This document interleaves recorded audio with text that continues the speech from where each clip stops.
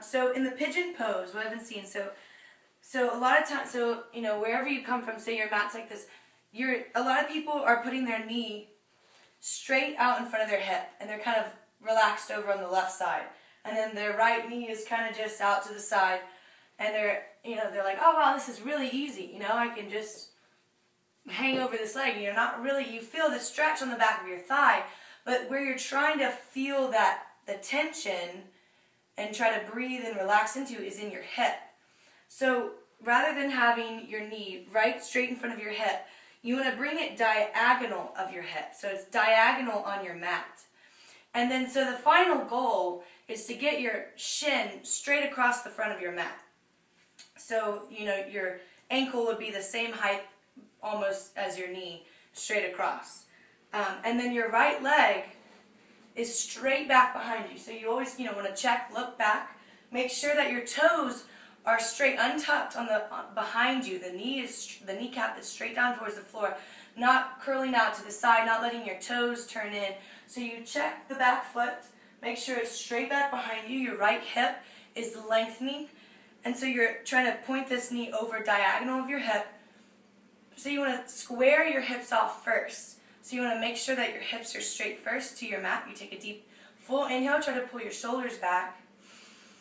And then as you exhale, you want to lengthen out of your lower spine rather than just crawling down. Try to see if you can breathe more length into this pose. So as you inhale, and maybe you're up here, maybe your hips are making, having you up this high. And that's where you are. So as you exhale, you want to try to lengthen out through your lower spine. Maybe you crawl out onto your forearms, or maybe you just stay here and you just breathe because your weight is pressing into that hip, as well as lengthening the right hip if you're doing the left side first. So as you inhale, lengthen, and as you exhale, slowly walking yourself out over your leg, and then breathing into this hip. And you should feel it more into the outside of that hip rather than in your thigh if your knee is straight in front of you and you're trying to lengthen there. That's a really great pose to just kind of relax into your hips. Be gentle with yourself. Breathe slowly in these postures. This is a kind of a yin posture. It's relaxed. It's more subtle.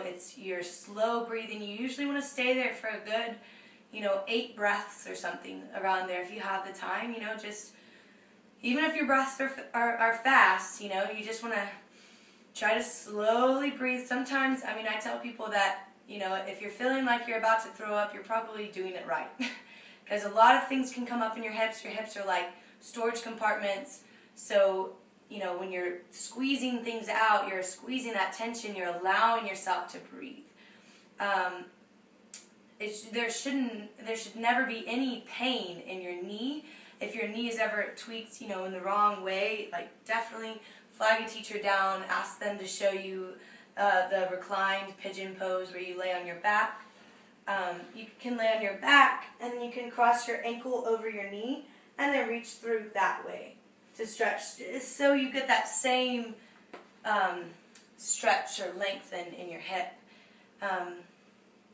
Yeah, I hope that helped. I hope you understand a little bit more about the pigeon pose, because what I've been seeing is people either kind of relaxing out to the side and laying over and being like, yeah, it's not too bad, or whatever.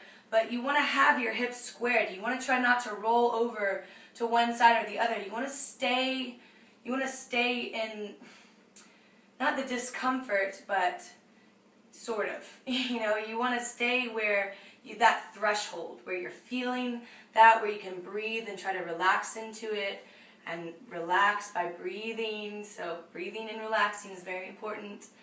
And then allowing yourself to relax and to release. Let your shoulders relax. Let your head relax. And not rolling over to one side so that this right hip is just kind of out to the side. You want to make sure that right hip is same squared as your left hip. And you're kind of over your shin and your ankle. Yeah, anyways, hope that helped. Hope you have a great day. Hope you have a great pigeon. Check us out, blackswanyoga.com, and I'll see you in class. Thanks a lot.